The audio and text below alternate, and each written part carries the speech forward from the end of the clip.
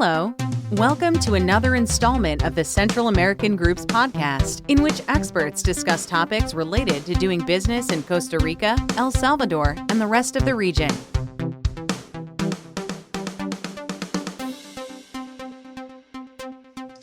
Hello, welcome to another episode of Central American Group podcasts. In these sessions, we speak with experts that address topics having to do with Central America that are of interest to visitors to the Central American Group's website.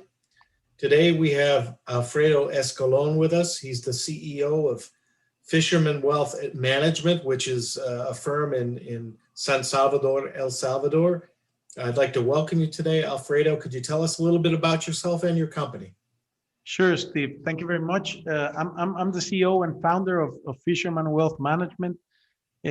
We started the company 14 years ago with the purpose of help educate people the relationship they need to have with money.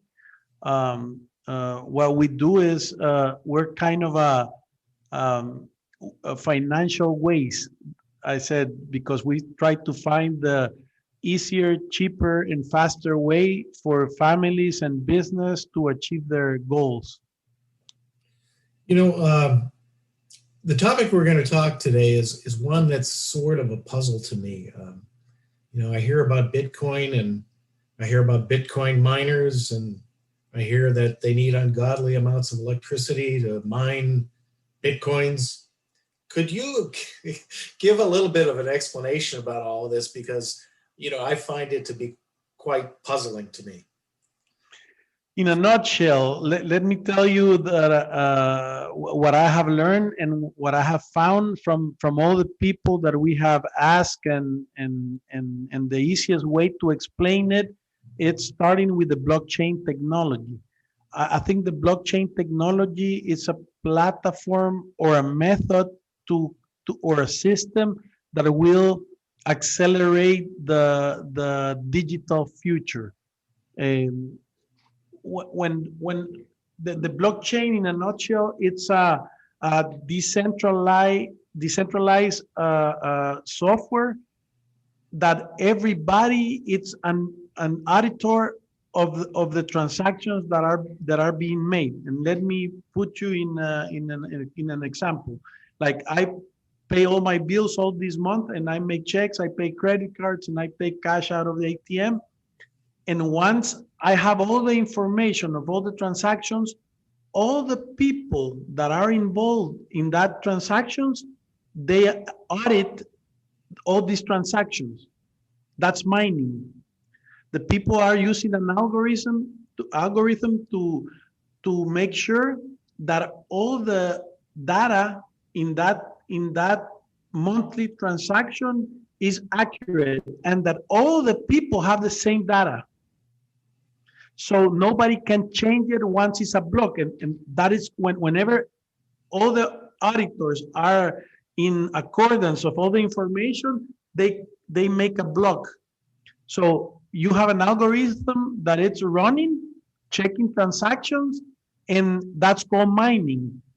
In Bitcoin, the way to stimulate people to make that audit, to make the community audit all these transactions, they pay Bitcoins to build a block of information.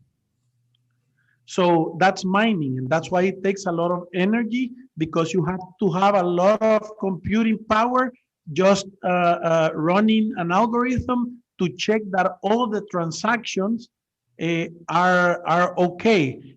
And once you finish it and a block it's confirmed with all the information, it gives you a code that attached to the next block of information.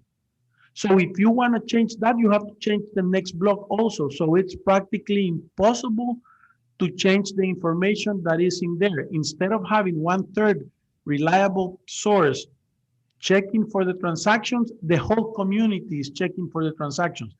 And this can be used in cryptocurrencies, this can be used in the pharmaceutical industry, this can be used in medical records or in food, or in a lot of different applications can be used.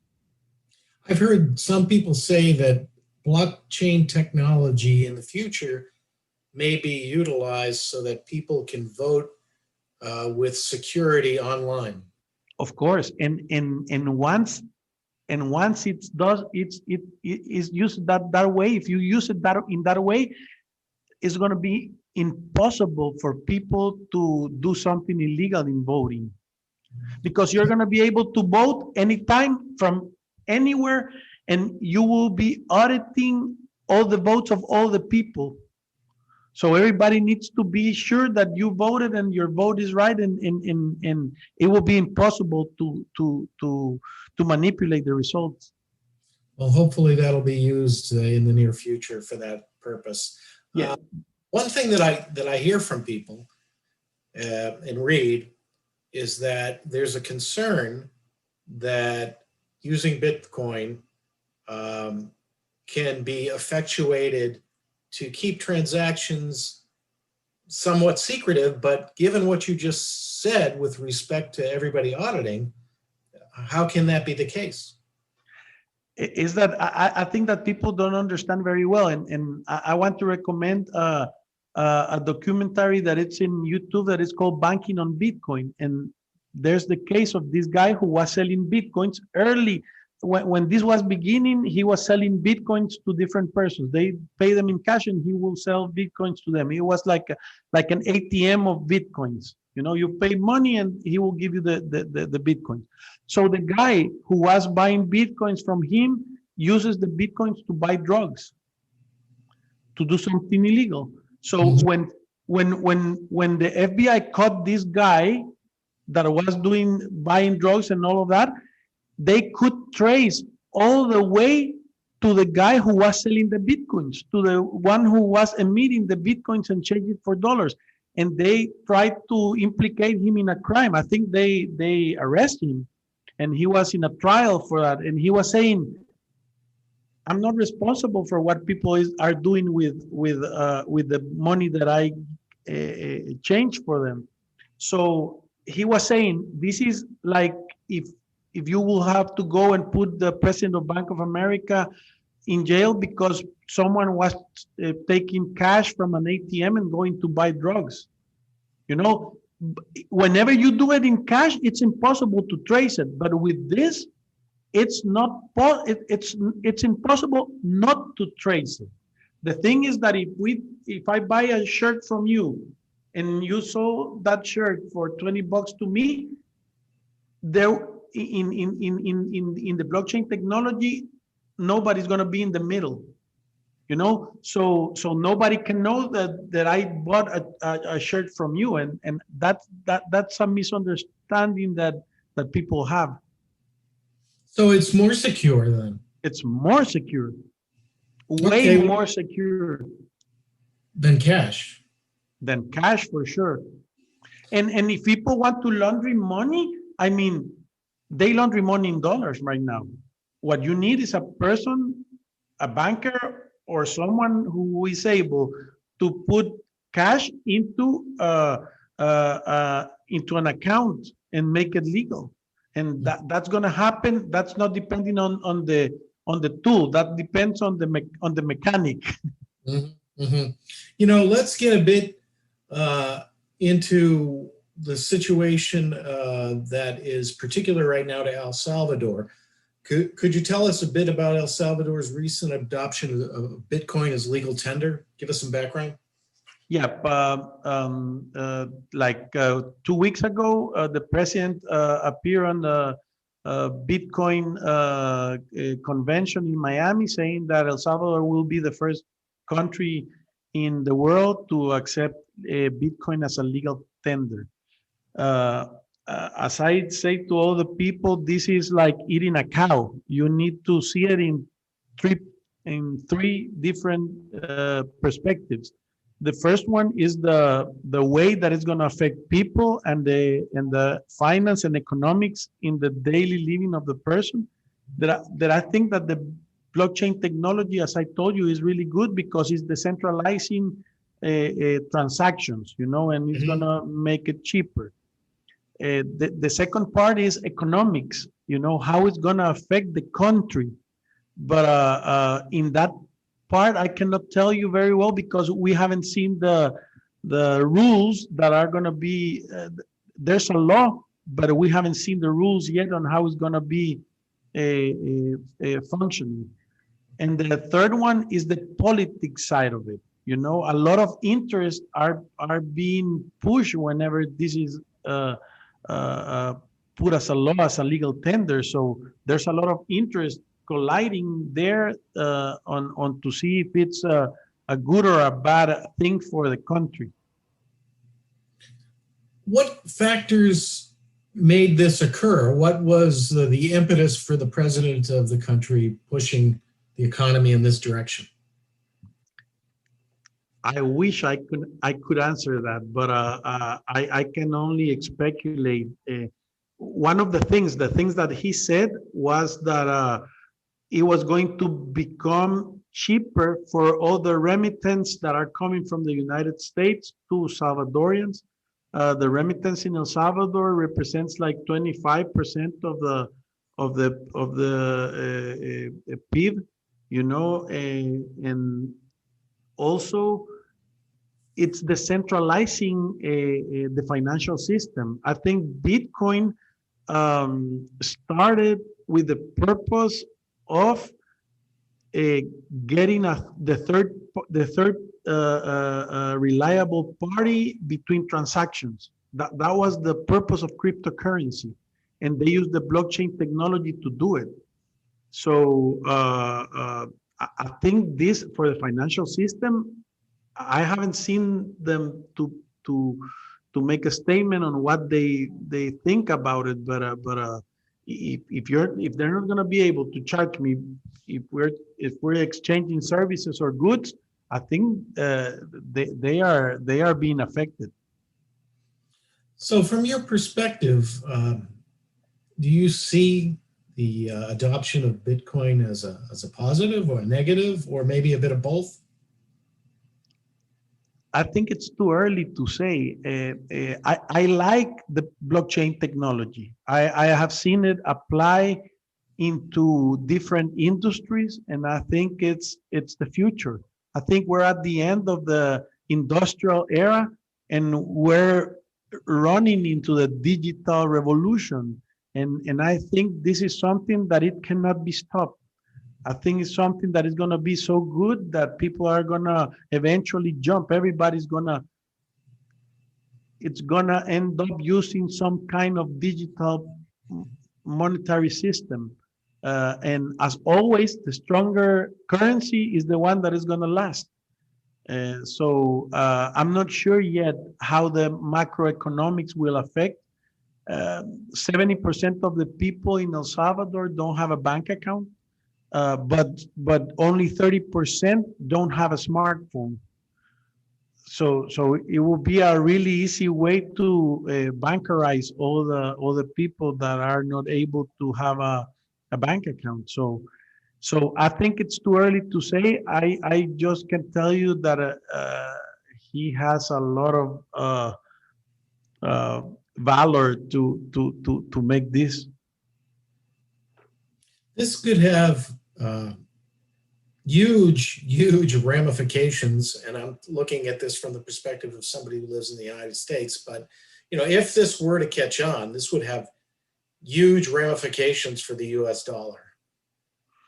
Huge, but as I was saying, just imagine if more countries are adding up to using that, because this is like one of those applications like WhatsApp or Telegram or any other application to communicate. They're as good as users have it. In El Salvador, everybody uses WhatsApp, but in the United States, not everybody uses WhatsApp. So everybody uses SMN in the United States. So I need to have a platform that we can communicate. So as more people are using Bitcoin and cryptocurrencies and those wallets and using this blockchain technology, I think they're not going to be able to stop it. Alfredo, one of the things that because I've never used it and it's not on my smartphone, how does this work out in practice? We've been reading articles about businesses that are on the Salvadoran coast. I guess they call it Bitcoin Beach. Mhm. People actually use this in little stores and surf shops and whatever businesses that they. Snow cones. They sell snow cones at the beach and they accept big bitcoins. And how does it work? Actually, it's working because they have used it as a circular economy. What I mean by this is that they have dollars, they put it into an ATM machine, and they charge into a wallet the bitcoins that you have. People always are concerned about the fluctuation of the value of the Bitcoin. But as soon as you don't need to change it again to dollars, it's irrelevant. That you know that the dollar fluctuates Right. again. Let me say against gold. March of last year, the ounce was $1,300, and now it's $1,900. Wow. So the ounce of gold against the dollar has changed, and the inflation in the United States, it's gonna be at least 20% because they have put 20% more dollars in the street. They have printed a lot of money.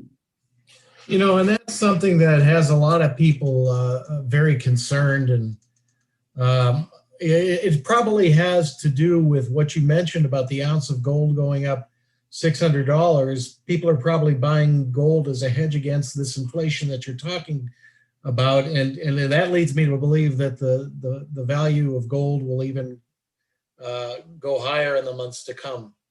Yep. That's what I think. And let me tell you this: if you are buying things made in the United States, it don't matter if they put more dollars in the economy. But if you're gonna buy a BMW that it's made in Germany, the price is gonna increase. In Bitcoin, because all of them are trading in Bitcoin, it doesn't matter if it's more or less. You're gonna get charged every time that you put dollars into Bitcoins, and you're gonna get charged whenever you get Bitcoins and try to put into dollars. But as more people uses Bitcoin and don't change it, I think the variable part of it won't matter, because you're using it as a trading mechanism, not an investment mechanism. People are saying that if it fluctuates that much, people are gonna be losing money. But I mean, I have seen it. I mean, I know a person that bought 2,500 bitcoins at $20, and now he has 87 million, and he's a 29-year-old. So they say that it's gonna hit $100,000 or $200,000. And it just makes sense, because if more people are using it and the limited amount of Bitcoins, I mean, you cannot make more Bitcoins. It's going to be 21 million Bitcoins, and that's it. So it's not an inflationary asset. So the more you learn, I'm not saying it's good or it's bad. These are facts. So if you have some common sense, and if more people are using it, as you can see throughout since 2009 till now, 11 years, I think it is, just more people are using it, not less people. And that'll probably continue. And I know that I asked this question in maybe a different way a few minutes ago, but I'm going to ask again. And I know that it's really tough to have a crystal ball, but from a macroeconomic perspective, what do you think will this use of Bitcoin be as an effect on El Salvador macroeconomically? The things that they say is like, there are not enough dollars in El Salvador if all the people that holds huge amounts of money in Bitcoins come here to change it. So there's gonna be, as I told you before, I haven't seen the regulation that will tell you what can you do or what can you not do with it. But I think that's one of the concerns that people have. The other concern is the relationships that you have with the global bank and the FMI, and the United States. Whenever you use dollars, I mean, a lot of power that the politics in the United States have is the economic restrictions that you can put to a country, and this is just getting out of that game and waiving it. So I don't know what the implications and the relationship, politically speaking, are going to be. That's something that gives a lot of concern to a lot of people. If you ask me, if what I didn't like is the way that it has been done. I'm not saying that it's good or bad. I'm just saying that I think it would have needed more consulting, more people into it. I mean, he was saying it on Sunday night or Saturday night, I'm not sure. And on Tuesday, it was a law. So we have 90 days to learn everything that we have. I hope it's a good thing for the country, but I don't know yet. It's too early to say. Well, listen, this has been a good introduction to what is going on with Bitcoin in El Salvador. And what you just said leads me to believe that maybe in a few months we can get together again, and maybe some of those questions that are difficult to answer now might be more clearly in focus at that time. What do you think? Yeah, I think before September, we're going to be with a lot more visibility of how it's going to work. But let me tell you just one thing. Sure. One thing that it's true is that this has made every Salvadorian learn about blockchain or think about it or ask about it, or at least have a little bit of fear of what the future holds. And I think that's something good, because before that, you will talk about blockchain technology and Bitcoin and nobody they didn't know anything. Well, listen, we have lots of people that, as a follow-up to listening to the podcast, they have questions. So if somebody wants to ask you a question, how could they do that? Do you have an email address they could reach you at? Yeah, sure. I mean, we're in all social media because we have a talk show in the radio that it's called Finanzas para Todos. It's in Spanish. And also we have so there's a lot of ways to get in contact with us. Also, you can write me at alfredo.escalon, that's ESCALON, at fishermanwm.com. Or you can give us a call or send us a WhatsApp message at the area code is 503 and the number is 78024368. Okay, well, thank you very much. And we're looking forward to having a conversation with you in a few months. Perfect, Steve. It was great talking to you. Bye-bye now. Bye. Thank you for listening. Sign up to receive the Central American Group's quarterly newsletter by visiting www.thecentralamericangroup.com.